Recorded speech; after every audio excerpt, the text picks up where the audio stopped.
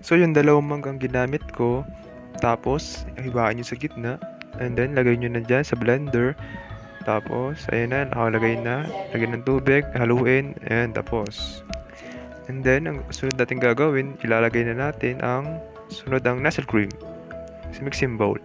Yan, pagkatapos ilagay, haluin na natin gamit ng ating hand mixer. Kung wala kayo niyan, gamitin nyo ng whisk. And then, sunod natin, ayan, lagay na natin yung mangga na hinin natin. Haluin na mabuti.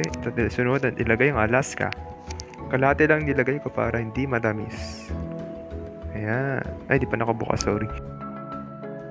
Dahil dyan nakabukas na, ilagay na natin ang ating yung Alaska condense.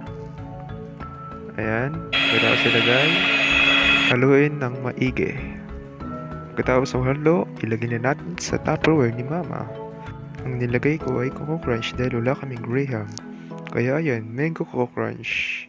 Mango with Coco Crunch. Ayan, palamigin nyo na guys. Thank you. Bye-bye.